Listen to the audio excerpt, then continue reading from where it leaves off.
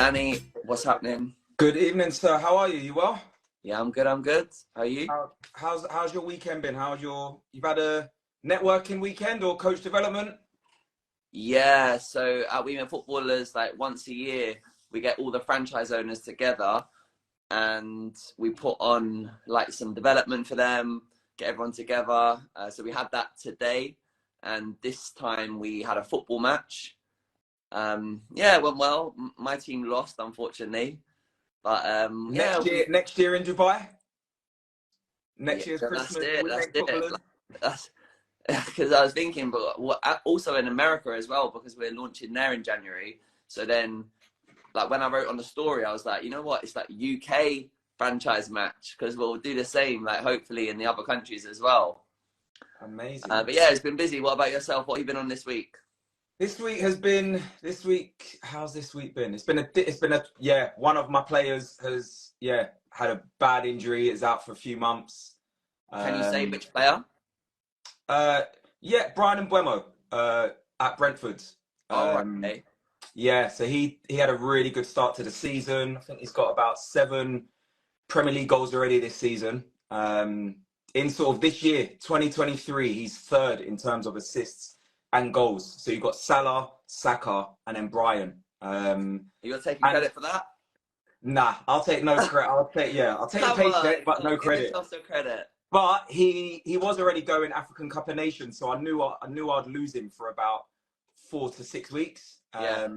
But then last Saturday, was it last Saturday? Oh yeah, he took a knock, scored that game, and then had his surgery yesterday. So we're sort of just planning ahead now. Sort of he's out for 12 weeks. So it's To be fair, like I know we were going to get into the questions, and we've got questions lined up to answer, but I actually wanted to spend a little bit of time this evening, if that's all right, asking you a little bit about some of your sessions.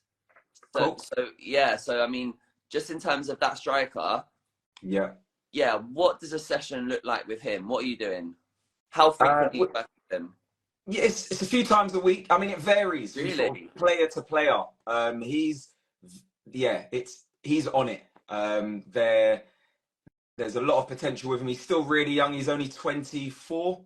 But it varies from striker to striker. Some of the older boys that I work with, the more seasoned, the older players don't want as much training. And it's all about the load as well. So sort of with the sports science. So with the players that I'll work with, it might just vary to being a 40-minute session. And it's just short and sharp. It's not, with the forwards, there's no sort of long range shots.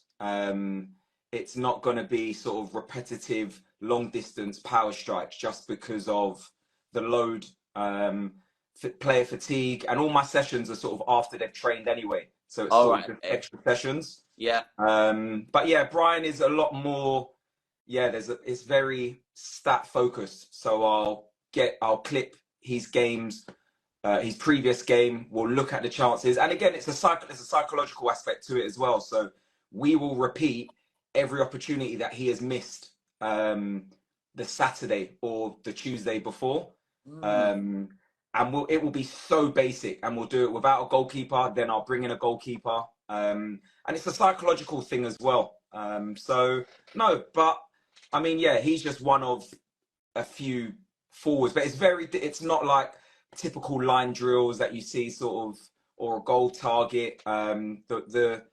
The more elite the athlete, sort of the better you can kind of cater their session towards them. You'll have sort of a lot of data to back it up as well, sort of chances missed, chances created, where they've taken the opportunities. But he's out for a few months. I've had one of my players in Spain, he was out for 6 weeks. The other player in Spain was out for 7 weeks. Brian's now out for 12, but that's football.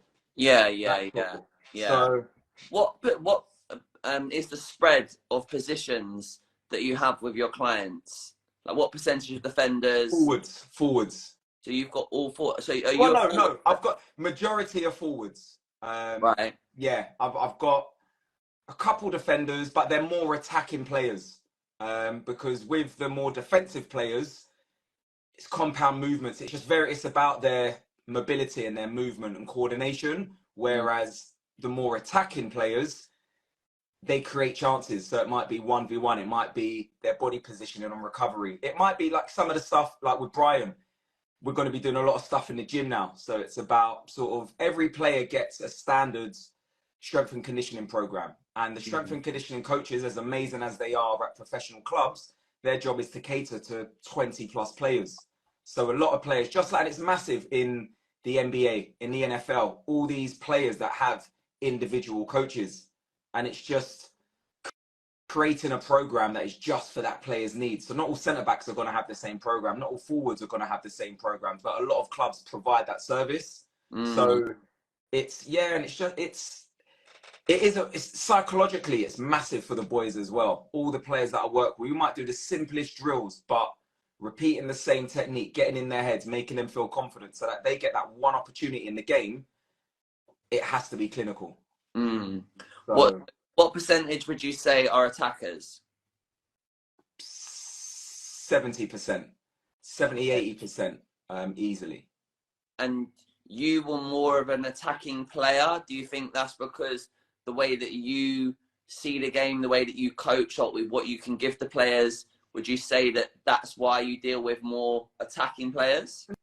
No, it's through word of mouth. Like it will vary from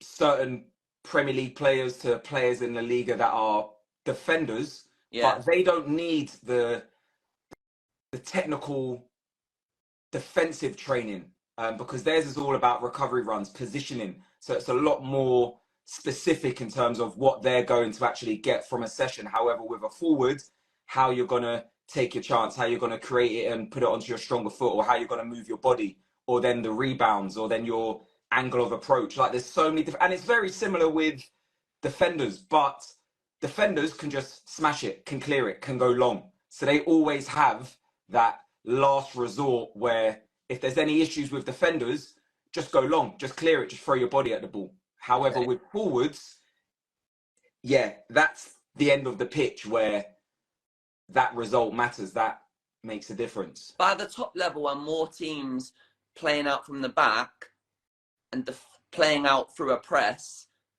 the demands of technique are so high on defensive players now. Pretty much so many teams in the Premier League now, you just see the goalkeeper play short, play back, and they've got to play out through those tight gaps in all those tight spaces under pressure. Yeah. So I'm thinking that there must be like high technical demands on defenders. There will be. But at the moment, my biggest thing, so I've just seen someone said, can we get to questions? So yes, yeah, so I do. I'm so interested in this. Like, I want to learn. We can go. If someone has a question about one-on-one, I'll answer. But I know I've got a load of questions that people have sent me. I'm sure you've got a load. Yeah. I got it. I'm gonna go first with my one. Go on then. My one says, the question that I got sent: my son is too good for his team. He is playing with weaker players. Do I need to take him to a stronger team? Now, my response to that is, if your child is playing with weaker players, he or she, or you said your son, if your son's playing with weaker players, that means your son has to work a lot harder. His decision making, his recovery, what he does with the ball. He has to work a lot harder, which when you're just concentrating on your son, that's all you want from your son. You want your child to work as much as possible and you want them to be challenged. Some players don't cope with being challenged, some players do. If you then move to a better team, yes, you're going to be amongst better players, but what's the requirements going to be from your son? If he's playing alongside better players, they might not want to give him the ball. They might think he's the weaker player and his demands and what he needs to do in a game may not be as challenging. So I feel if you think your son is too good or is playing with weaker players, how is he developing in that environment? Because if he's really trying, then he's developing a lot more than if he went to a team full of great footballers. What do you think, Sean? Yeah, it's an interesting one. And I believe that players should play with players of their ability levels because it's a team game. There's things that the players want to do. that it might be a little triangle that they're playing around. There might be some different moves that they're doing. You know, there's so much that you need to do as a group. And if your players in your team are not of that same level, then your child is not going to kick on. I think I've seen some examples where I reckon there are some parents out there who like their child to be the superstar, and then they might at a young age keep their child in, and it might be because they're friends with the group. But I've also sort of thought, you know what, maybe there's an ego thing here with their child taking the free kicks, taking the penalties, just dominating and everything. And I'm thinking, you're not pushing yourself hard enough here. You should go out there and try and find a better team and go and have some challenges and see what happens there. So that I think pet players should, but then at the same time, like you've said, Danny, that players should, if they don't want to go too high up, because if they again, for the ego, sometimes it's like, oh, we're in this league and we're playing in this team, but they're not really getting on the ball, they're not being passed to, game is bypassing them, the challenge is too much. So that's again like where, you know, it can be hard to find, but your child has got to find just about the right level. And this is where so Darius is normally with us. We've got the better looking version, the upgrade today with Sean. But this is where, when we always say about the disclaimer, this is where me and Sean have got two different views on this. And it's down for the audience or for you guys. You know your child, you know your players. Whatever we say, it's our opinion. We have a lot of experience in pre-academy, grassroots, academy football, working with professional footballers. So we will give our advice, just like this here. Sean thinks one way, I think another. Very similar, but it's very important for that parent that has submitted that question.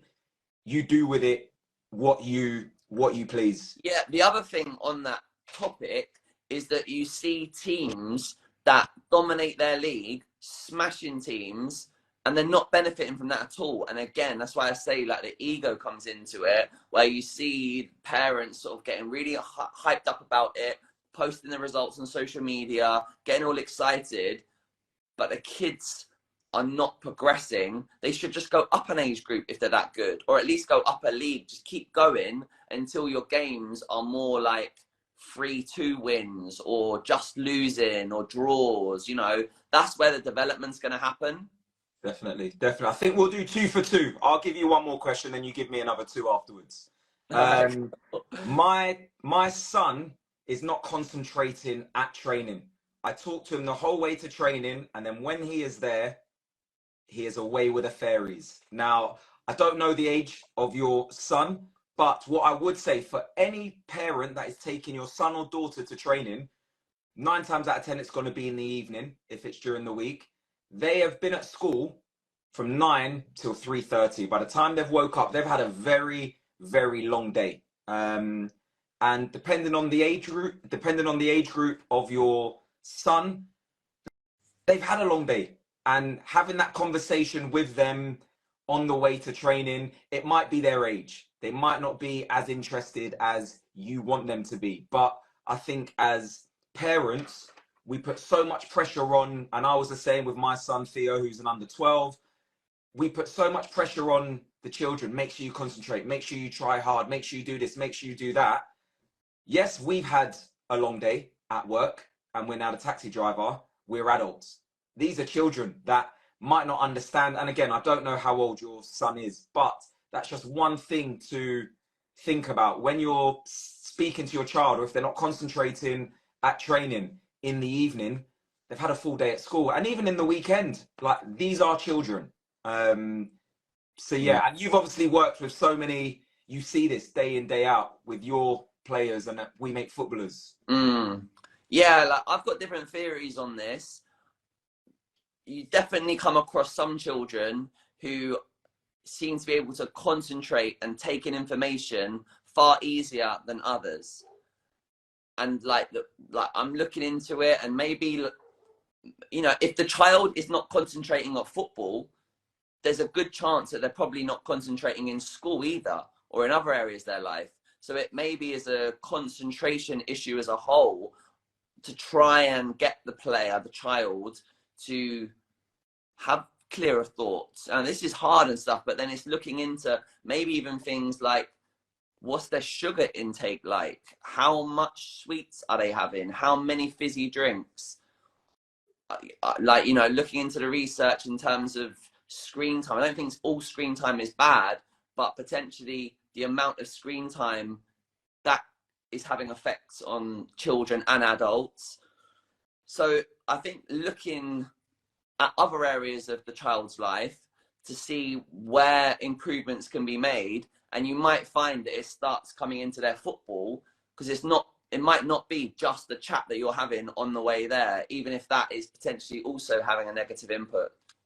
And I think one thing, can you add little goals or little targets to your child? So if he isn't concentrating, say to him, can you have 2 shots at training? And it's just an incentive for him to think about as he's training. And that's just one thing. Don't give him a list of things that he needs to practice in a game, in training. But if you can say, can you take on 2 players today? That's all he has to think about. And then that's his concentration. That's the thing. Like, football is such a motivator. All the kids love football. We find it where parents will come to us and say, if I take away his football or her football, that's the thing that stops them. I can get them to do whatever I want if I say that. So, you know, the kids are motivated.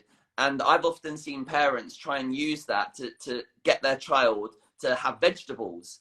And like, you show a picture of Ronaldo, this kid that we know from another coaching thing, the parents showed them that he's obsessed with Ronaldo, what his diet is, and now he's just switched, eating all vegetables, eating really well. So yeah, use football as a motivator. Someone in the comments said sleep. Yeah, I guess if the child isn't having good sleep, you know, there's enough water, there's probably loads of things that Somebody said about surely the coach has an impact. Depending on what level your child is at, the coach is there to coach the whole team. So sometimes might not notice when your child isn't paying attention or is looking elsewhere. So yes, ideally you want the coach to keep the children engaged. However, 9 times out of 10, the coach's job is to work with the whole team. Again, sorry, that's such a good point then. That's such a good point. Like, if you're coaching and you've got certain kids that are like bouncing the ball, yes, like if they're a talent, we want to make sure that we're working with that talented kid. We maybe if they're not as talented and they're being disruptive, the coach's mindset could be, right, well, I'm just going to minimize the impact this player has on the other players to make sure they're not disturbing their development. I'm going to stop, just control them, but I'm not going to give my all necessarily, because like you said, Dan, there's only so many players that you can coach in a group. But I think then, yeah, the coach should then be potentially going and having conversations with the parents afterwards, identifying that concentration is an issue compared to the other children, and then trying to then work through this problem, because most problems can be worked through. And where somebody has put about a rest day, they've said about they've taken a rest day and they feel bad for that. Rest days are the best thing in football. There's too many pre-academy, there's too many academy players, grassroots players that have training one-on-one coaches, training one-on-one coach, and it's just too much and it will have an effect on the players. So having a rest day is the best thing for young players, and maybe even that for your child. If he is struggling with concentration levels, maybe give him a rest for a bit, for a couple of days, and then make him actually want to go back to training, so that then, yeah, he's more on it. Agree. You got a question? Yeah, let me just bring it up. This one's a little bit of a long one. Question for tonight's live stream. Do you have any techniques, tips to make younger kids under 9 more hungry and show more urgency to win the ball in matches? My son will I think he means rarely. No, he means really. My son will really respond when there's something at stake, e.g. a trial or a grassroots cup final. However, most academy games under 9 are played as friendlies, often without a ref. The coaches aren't usually bothered about the score, and the kids don't really celebrate goals. Just wondering if you have any tips, tricks for them to give 100% effort in every game. And this player is at a Cat 1 academy? I would say, again, similar. I've touched on it before. It's about incentives and individual goals. If you can set your son or daughter an individual goal of, can you, Theo, my son, they played Millwall today. He's an under 12 at QPR. Now, I set him goals every single game, and 9 times that he'll forget about it after 20 minutes. But it's just something to plant a seed where I can say, today he played on the wing. So I was like, can you take on 3 players? When he plays in defense, I'm like, can you pass it out of defense 3 times?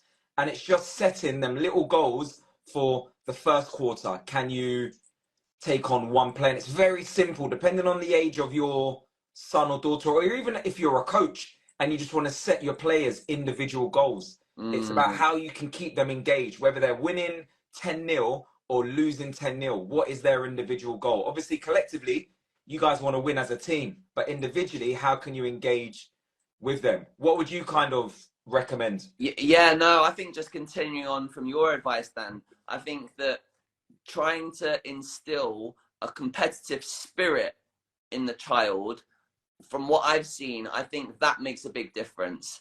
And speaking to like Tim Grimwade, with the way that he deals with his children who are doing really well with their football, he it's like the house is competitive. They're playing a board game and there's going to be like high levels of competition. Khalil's parents, you know, Perry would get Khalil to race up a hill, and it'd be like trying to beat the time. Like, right, last time you got this score, what can you do? Can you beat it again? So then it's sort of like you're always in a competitive mindset. You always want to win. So that Your environment. Say again. Your environment. Yeah, exactly. So like condition almost everything to be a competition. So then if you're then inbuilt in you, then you're gonna like bring that to almost every game. But I really like what you've then said, Dan, with like bringing in those like mini goals and those challenges. And I think if you can do this, you've got to be careful it doesn't borderline into pressure and causing it to become toxic. But like if there's going to be the video cams, then you can hopefully get the footage back afterwards from huddle, watch it back with the child, show, oh, look what you've done here, that's brilliant. Get them to see that like you're already invested. Maybe that might make a bit of a difference. And I think this is where this platform is so amazing, and credit to you, Sean. We have said this is for players, parents, and coaches. And I think as a player, you've just got some advice there, because you know how, if you need to be engaged as a player. As a parent, the little conversation that you can have with your son or daughter. And Sean said the biggest thing there, no pressure. It has to be fun. The moment it's pressure, you start losing at any age. And this happens with the players that I work with. Like, some of them cannot cope under, and we're training with, I'm doing a one-on-one session, and these are with Premier League football players. We're doing a one-on-one session, and when they lose a shot or don't score a shot, it goes off target, they lose their heads. And it's kind of like, this is in their back garden. Like, it's a big guard, but they're losing their heads there, and it's having that kind of relationship with your client, with your son, whoever you're doing this session for or with, where it has to be fun, where they want to achieve it, not where they're like, there's 5 minutes gone. They know they've not completed their goal. And then as coaches, again, for you, whole, how can you work the team as a whole? How can you develop them? And then individually, how can you set individual targets for your players that might be struggling or that might be finding it too easy? Great. Question? You want the next question? Okay. Is it better to be the best player on an under-8 grassroots team, main playmaker, facilitator, lots of decision-making and touches, while playing up for increased speed and physicality exposure, versus your own age, under-8 academy, with better teammates, competition, coaching, but fewer touches at prime development age? I'll let you answer this one.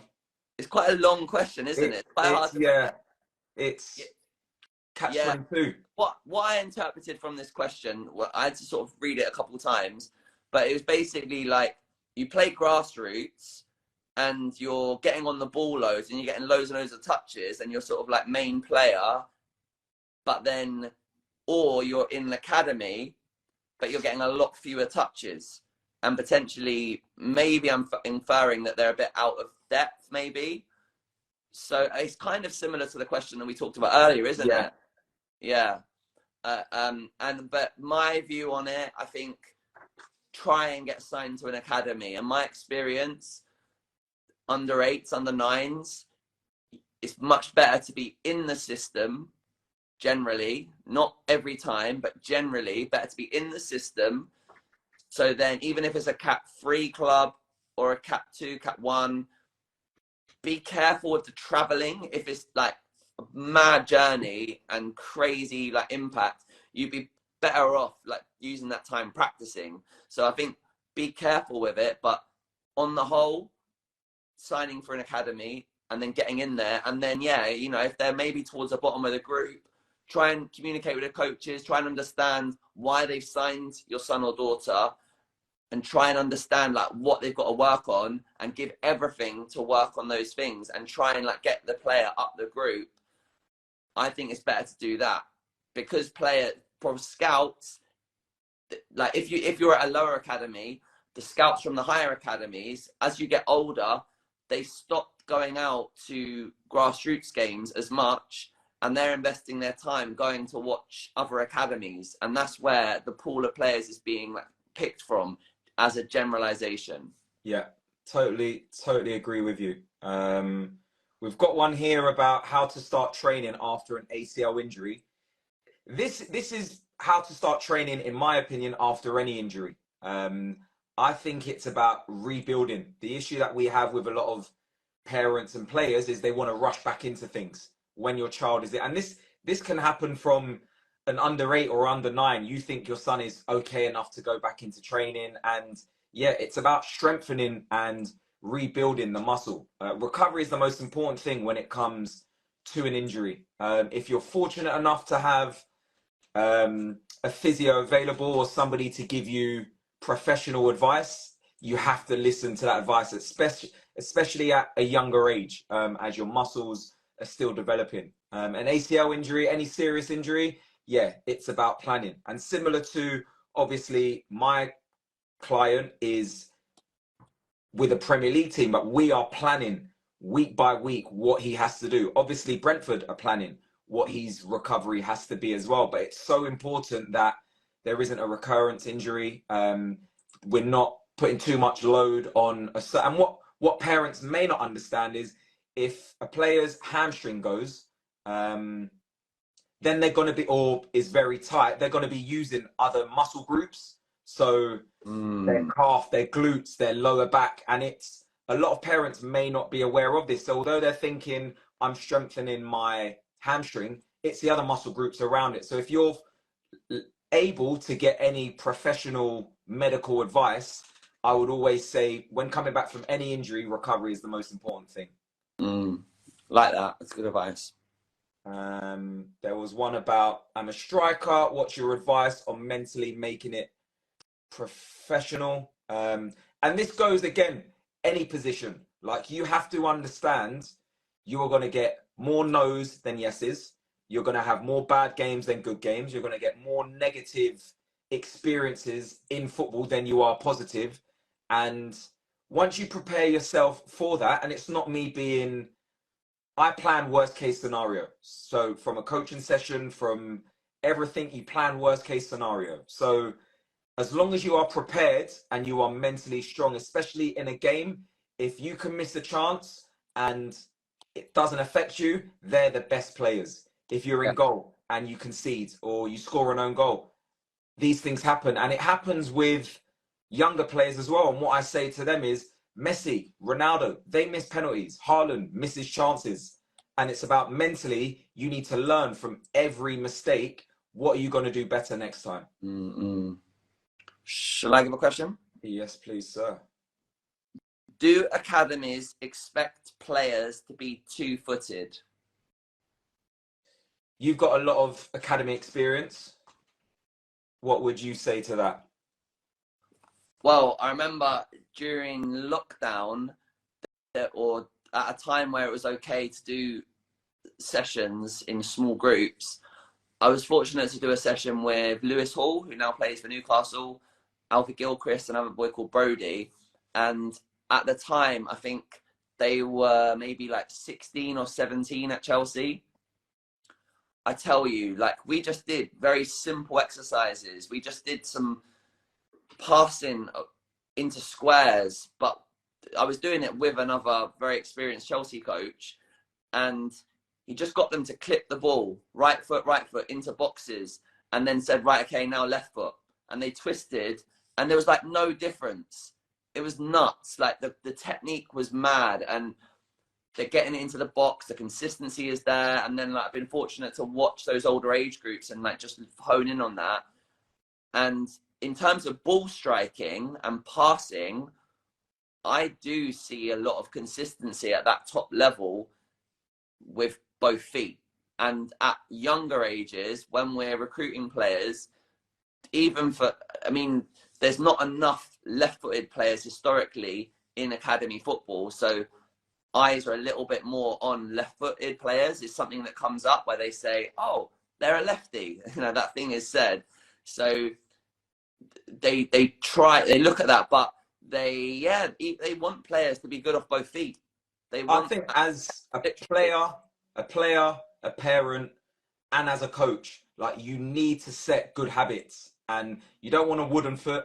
Don't get me wrong. A child, if they are right-footed, they're not going to be able to smash the ball 45 yards, 30 yards, top corner with their weaker foot. But it's making sure that they can do the basics right. And I think as a coach, every session, you need to be practicing their warm-up, pre-activation. Anything that they're doing, they have to be using their weaker foot. And even if it is for a 2-minute challenge and they're just doing kick-ups, right foot, left foot, or just passing it with the weaker foot, 9 times out of 10 in a game, they get the opportunity. They're not going to want to use their weaker foot, but it's just about planting that seed and making them feel confident that if they need to, they can. And it really helps their coordination. You will notice the players that even if their weaker foot isn't that good, as long as they're used to practicing with it, their coordination when it moves onto their left side is a lot better than players that the moment it goes onto the left side, they're panicking, they're trying to bring it onto their stronger side. So I think as a player, a parent, and as a coach, you need to make sure that your child is comfortable using both feet. It's so true. Like when Harry Maguire was struggling with form, and I've not seen him recently, so I can't really comment, but I see won the Player of the Month. But at times when he's been at his worst, there's been times where he's been coming through the left side, and I've seen this with England, and there's a pass there to make with his left foot, to just make forward, but he's so uncomfortable to take it off his left foot that he'd come back inside, and we have to make a bad decision, a bad pass back into an area that can't penetrate. And I don't think at the top level that managers will tolerate that in their players for much long. You know, they won't want that. The scouts, they'll put demands on the scouts to say, give me a report, show me how they strike with that foot, show me how they move the ball with that foot. I need to be able to play quickly across the back line or through midfield. So like the expectations that come from up there, and the academies will have to produce that level of player. Now, sorry to go a little bit further on this, because I had like some deep discussions with like Paul Merson on this, because Paul Merson, he's very, very one-footed. He was just all right foot. And when I was like working with his boy, I'm coming from a like Chelsea perspective to say, Paul, we got to get him good on both feet. We have to. And he's like, I don't want him to. He said at that age, this was like 5 or 6. He's like, I want him to be great with one foot, because that's what he was like. And so he was like, we just get him like, and then we went into long arguments on this, because he's saying no player can run at top speed with both feet the same. And that changed my thinking a little bit, and I've kind of maybe gone on that side. I mean, I don't know what your opinion is on that, Dan. Yeah, I think you're going to get, we've had in the comments, Harry Kane is only right-footed, Messi is only left. Now, you are going to get these elite athletes that will stick to using their stronger foot. These players have made it.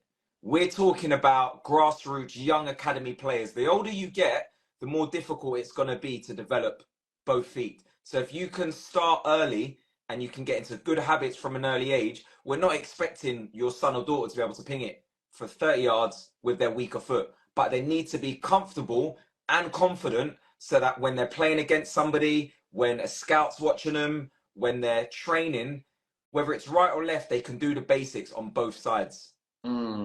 I feel like Messi running with the ball at speed, yeah, that's going to be his left foot. That's the one that he's like learned to master. So I think like dribbling and running with the ball, I can see why that has to be mastered with one foot, and that's going to be better than the other. And also then you've got the example of Harry Kane, where he's better at striking with his right, but he's not one-footed. Like I've seen the training videos of Harry Kane. Like he scores amazing goals with his left. Like he's got amazing strike off that one. And then it's like much smaller details that maybe are not noticed on the eye. Where okay, let's go back to the example with Messi. If Messi is dropping a shoulder and he wants to take a perfect touch of his right foot that's going in the perfect spot, he can do that.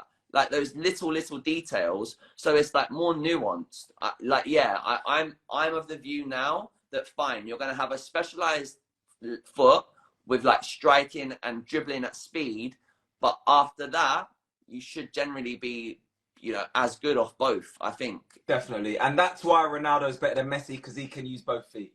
There we go. Next question. Next question. All Before right, you go cool. into... Are we going with my next question or your Yeah, one? go on, your next question. Okay. When is it time to give up trying to make it? It depends on, again, a bit more context with who's asking. As a player, you need to be very realistic, and it's about your age. It's about what level you want to play at. As a parent, you never want your child to give up on their dream, but you have to be very realistic. If you're playing grassroots, it's very, very rare that a Cat 1 academy is going to sign. You're not going to sign for Man United, Arsenal, or Chelsea if you're playing grassroots. Very rare. It may happen occasionally, but... Wait. But what age group grassroots? Like, tell me that. If you're not going to sign for those clubs, what age? I personally feel from under 12s is when it is very difficult. That is the first year, because I feel like most academies offer 2-year contracts from under 12s. And from when your son, this is boys academy football, is in year 7, and at the end of year 7 they start offering contracts. It's 2-year contracts that they offer, and it's like there's always exceptions, and I'm sure you're gonna have a different view than me. No, I'm just thinking to clarify to people that I think it's based in England, because if in London by under 12, there's a good chance that all the players have been pretty much seen by those academies. Yeah. So you might be in Northern Ireland at a grassroots club doing really well, but just have not had access to get to a Cat 1 Premier League academy necessarily, but your kid could be amazing. But yeah, I think people do need to be really realistic. What age did you decide that you couldn't be a footballer anymore, Dan? When QPR went into administration, I think I was second year scholar, 18, played in America for a few years. I came back, I just wasn't, but then I wasn't bothered. I just wanted the money. But then you will get players now, and I get DMs, and I see people on social media that still want to make it pro, and they're early 20s or late teens, and it's just they don't realize how difficult it is.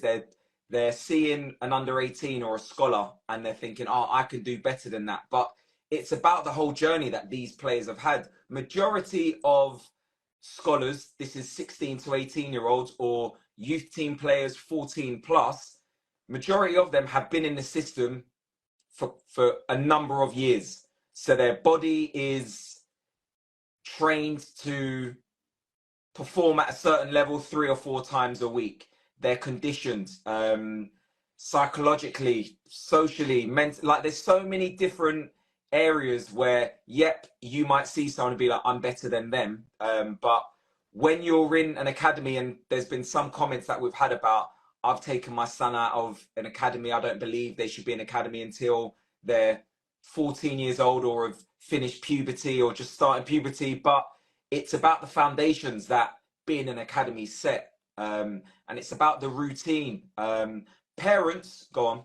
Oh no, you're just reminding me of the podcast we did with Harry Cox, and I didn't even know this, that Chelsea do this, but it's like from under 9, they're starting like strength conditioning work. I probably said it wrong as well, but it's that stuff where they're teaching them how to do Olympic deadlifts with no weight on it, but it's just the form.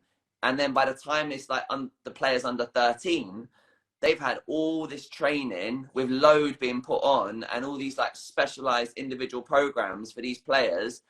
No wonder that a grassroots player generally will come into that program, and how are they meant to catch up? The gap is so big. I was talking to a parent today that's at QPR, and they're saying that most trialists come in, last a few weeks, and then they're not in the sort of top part of the group, so they get released again.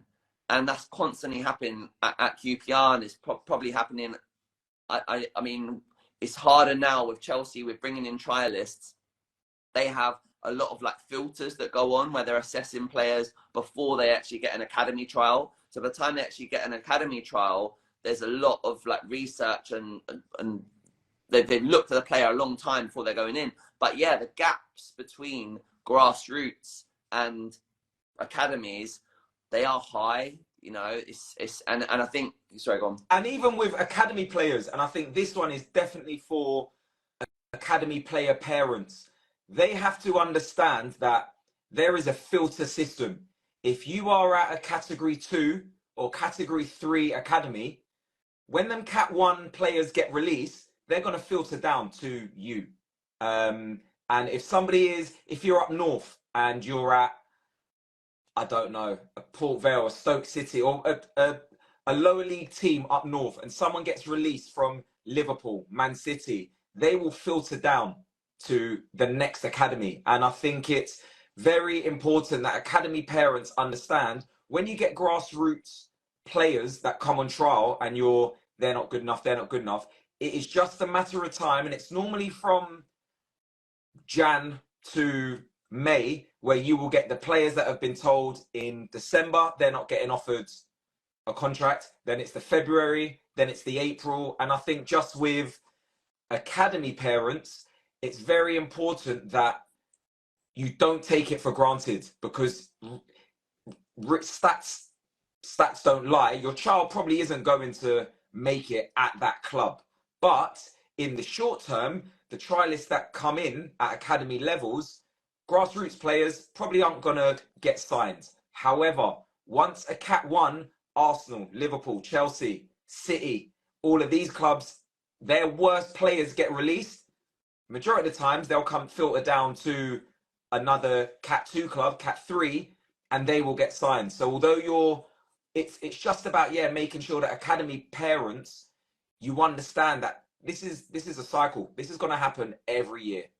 That's such a good point, Dan. Such a good point, because I'm talking there as if like you're an academy player and you're set, you're sorted. There's always someone coming over your shoulder. I remember in the summer looking at all the summer trials where they bring in players and you're watching under 13s, under 12s and 11s, all the best players of the parks, and they come into Cobham, and man, like they're so good.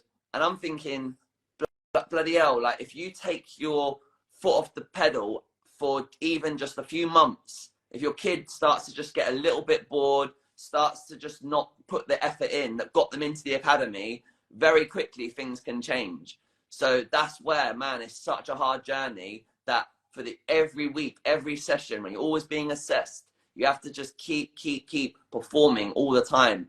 It's so intense. And the grassroots side of things, if your son, this is boys academy football, you're trying to get your boy into an academy team, if he's playing at grassroots and he goes into an academy, he cannot be as good. Because a lot of trialists, when I speak to the parents or I'm about to do a one-on-one with somebody and they're giving me the lowdown on how their son's getting on, your son cannot be as good as their players. They're like, he's doing well in the sessions, because clubs don't want to take a risk on someone that's been with them 4 weeks that is just as good as what they've got, because you might be judging them against the weaker boys that at the end of the season they're already in the bottom group. Yeah. There's like a traffic light system with most academy teams where you've Mm-hmm. got the greens, the ambers, and the reds. If your son is in the red zone at an academy and a trialist comes in and you're comparing yourself to someone in the red zone, yeah, that they need to be better than their best players. If Mm-hmm. you want your son or daughter, if you want, yeah, even if your daughter as well. So it can't be grassroots parents are comparing to, he's just as good as John and Toby. They may be, if a trialist comes in and is just as good, they're probably in the red zone, and may Some get released. Someone here has put in a comment. Wait, let me see. A lot of committed grassroots players are doing lots of extras, including S&C, and then they've added to their comment, and that's bespoke one-on-one S&C, not grassroots S&C program that are all the squad do. And just to sort of like add to what this person is saying, yeah, like absolutely, there's people out there. There's a parent, and he's actually going to come onto the podcast. He's a coach who's worked with Dina Asher Smith, 5 heavyweight champions of the world boxers, loads of Prem players. I'm doing a podcast with him on Tuesday, and his son basically went to boarding school and wasn't at an academy, did a few games with Swindon, but then didn't end up properly like doing a scholar with them. And then only through his boarding school, they played Fulham, and Fulham offered him a 3-year pro, but he basically never been at academy. But the dad had just been doing like wicked training with him by himself because he knew what to do with him and kept pushing him. So like, absolutely, this can happen. Me and Dan are only just giving the realities of like the generalization. We're sort of like giving general advice, but of course there are always going to be exceptions to this. Absolutely. And I think that's where anything that we say, we are not saying that we know it all. We are in a very privileged position where we have experienced football coaching, playing an academy level professionally, where we know what it is like as a player, a parent, as a coach, and the whole Project Footballer family that Sean has assembled together. We're just here giving our own tips and advice, and it's down to you as a parent, as a player, or as a coach to take what you can from it. And I just think with the S&C, there's always a lot of the questions that I get about extra training, strength and conditioning, one-on-one coaches. You have to decide what you're doing it for. Are you doing it because you want your child to be playing at a high level? You want them to make it at an academy level. You're an academy, you want them to make it professionally. You have to be realistic. How much is it costing? What are you getting from it?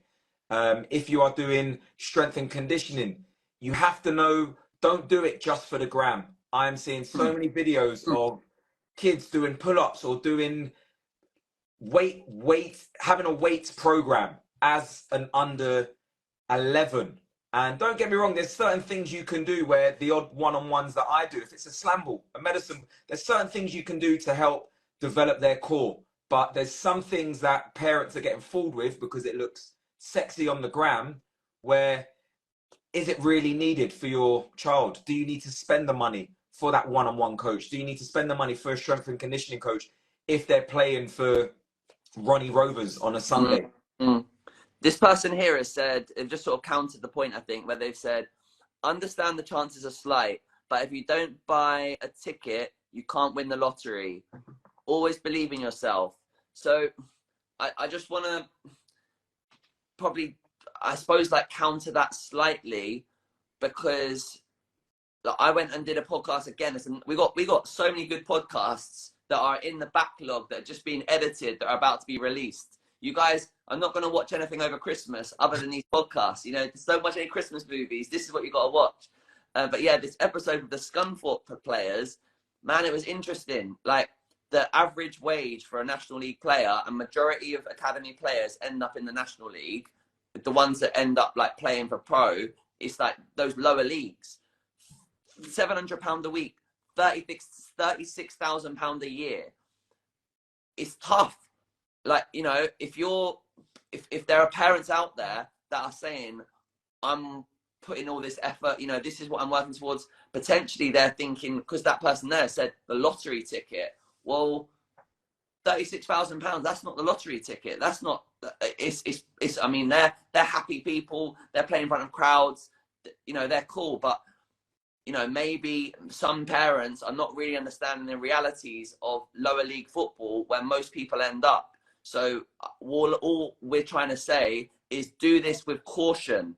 As the player gets older, if they're still in grassroots, make sure you're putting in for that maths tutor. Give them enough life skills that, you know, that transition out of chasing a dream for football is as easy as it can be. Because for me personally, I was quite deluded. I gave up trying to be a pro when I was like 23. That was my cutoff.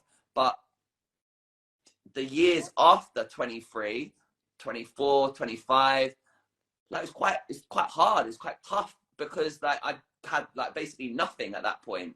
Like because I just put everything into driving around London trying to be a semi-pro footballer at like 21, 22. And I think this is where your soccer vault has said he didn't mean it like that in terms of winning the lottery. But I think that what Sean is saying as well, we all know the parents that are busy parents that are blind. I call them blind parents. You get parents that cannot see when their son or daughter is having a bad game, is doing something wrong. Everything that their son or daughter is doing is amazing. And 99% of the parents and coaches know that child isn't doing anything that great. And it's just trying to plant that seed in them parents that, yeah, you have to be realistic. And again, for us, I'm a one-on-one coach. I get messages all the time from people wanting me to work with their child. And you will get coaches that will take your money and provide that service because you're paying them at the end of the day. Whereas we want the parents to understand that, yes, these one-on-one coaches will take your money, but what is the end goal? What is the end result? If it's a bit of fun, and it's about being realistic as well in terms of what do you want your son or daughter to achieve. If you've got the money to pay for a one-on-one coach, you spend your money on what you want. But there's some parents that are paying a one-on-one coach 2 or 3 times a week, and they're turning into Instagram dancers with some of the skills that they're being taught, and that they're not actually gonna replicate in a game. So it's just, yeah, not everything that we say, 99% of it might not mean anything to you as a parent, as a coach, as a player. But hopefully there's that one thing that resonates with you. Dan, going back to the very, very start, because there was some stuff that we were talking about with your one-to-one coaching with superstars that you work with, and you were saying that 70% are attackers. Like, I just wanted to ask a little bit on that, because as advice to parents who are choosing their one-to-one coach, do you think that parents should pick a one-to-one coach that suits their child's playing position? No, I think you need to do your research on a one-on-one coach. And it's not me I don't want to get too deep, but a one-on-one coach is just like a therapist. You can't Really? just pick one and stick with that one player, with that one coach, because your one-on-one coach, you don't just want them to teach your son or daughter how to do stepovers or how to score a goal. If that one-on-one coach, and the reason why I feel I'm pretty successful with the players is they're paying for me. They're not paying. There's a million one-on-one coaches that can provide the exact same service that I can do on a pitch. What else can your one-on-one coach provide for your son or daughter to make them a better person, to teach them life skills? And it can't just be a one-on-one coach that's going to teach them how to do a step over. Like, there needs to be a bigger package. There needs to be something else. What is it? What is their X factor? What makes them get more from your child? Because I've had one-on-one coaches. I've had one-on-one coaches for my son because he just doesn't want to work with me. And the ones that I've seen, the coaches are very good coaches, but they're just teaching him something. There isn't the intensity. He's not enjoying it. It's not really competitive. It's not in that environment. Whereas my environment, if you've seen any of my videos on my page, there has to be the music, there has to be the banner, it has to be serious, but you got to tick so many different boxes. Yeah, yeah, that's so true.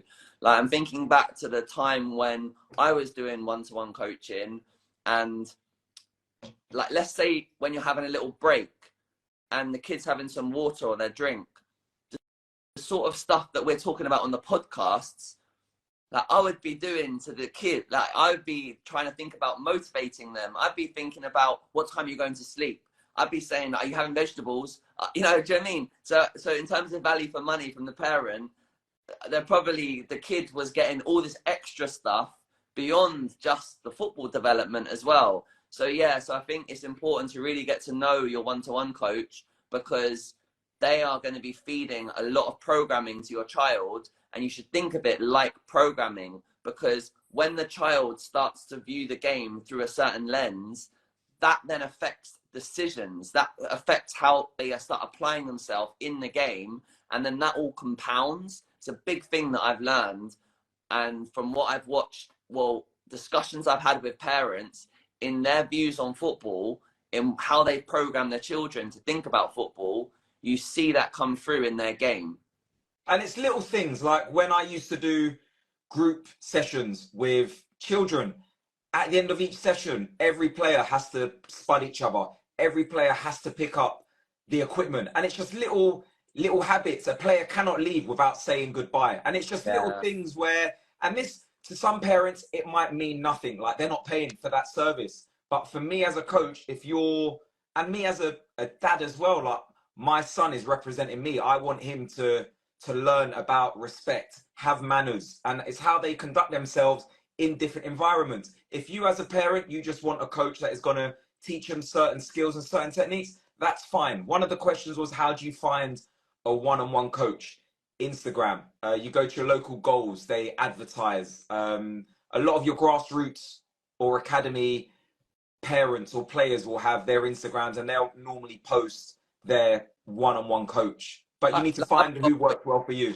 yeah, I mean, we are disciplined with these lives, and we sort of, Darius has trained us. He said, Sean, Danny, you've got to keep them within the hour. So we're going to go with like just these next 2 minutes. But just to add to that, there's a lot of academy coaches that only work part-time for academies, because that's just the way it is. And so they're amazing coaches, and they could be working, let's say in London, Arsenal, Tottenham, Chelsea, but they're also doing loads of one-to-one work as well. So I think they should almost be, if you've got the budget, they should be your first point of call. And then, you know, just then get into, like Dan said, just like get out to the network, but view the Instagram, get an idea of the intensity of their sessions. Do they take detail? Are they being flash with stuff? Like, and is there actual real good content within what they're doing? And I think, yeah, asking other people, you know, you can message us and we'll probably be able to say, yeah, that looks a good person, if you really think you need it. The question, how many one-on-one coaches watch their students playing competitive games? None of them, unless you're paying for that service. Yeah, Like, yeah. I only watch my players because they're paying for a service. A coach's job is to train your child for an hour. If you're going to pay them to review the footage, and there's some academy players that I see, scholars, that they pay me to review and we do match analysis, but coaches don't get paid enough to do that. And yeah, last thing on that one-on-one, I would recommend you pay for the person rather than the coach. Look at the coach as a person rather than what are they teaching your son or daughter. But it is nearly it. You want one more question, or it's your call? I've got used all the questions now. Right, I've got one last question. Go on. One last question. Is it all about enjoyment? Depends on what you want for your child. Like, for some, yeah, but for some parents, no, it's not just about enjoyment. And if you want them to be a professional and they want to be professional, then some things are going to be tough. Running up hills is not, I don't think that's that fun. Like, I don't know, it depends. Can the child find fun in doing that type of work? I mean, that's a big question to ask at this That time. is, yeah, that is, it depends on the coach, the parent, and the player. I'm going to leave it there. My one challenge, sorry, that I would like to set the parents here is, can you get your child to write down what a good coach does, write down what a bad coach does, write down what a good parent does, and what a bad parent does, and just take that in. That's all I want. So go on, say that one more time. What does a good coach do? What does a Yep. bad coach do? What Yep. does a good football parent do? And what does a bad football parent do? So yeah, and just take that in, see how they see the game. Answers as well. Let's share these next week, because remember, we're doing these. We've set a commitment to ourselves that every week there's going to be a live. Someone's going to be doing that on the Project Footballer. Whoever it is, Darius today was at his family panto. He couldn't do it, so you know, like I was stepping up. We're all taking turns. We're all going to have good people every Sunday giving our best advice that we can possibly give, answering your questions, and we hope that it is helpful. So yeah, thank you very much. See you same time next week. Sean, thank you. Nice one. See you later, mate. Bye-bye.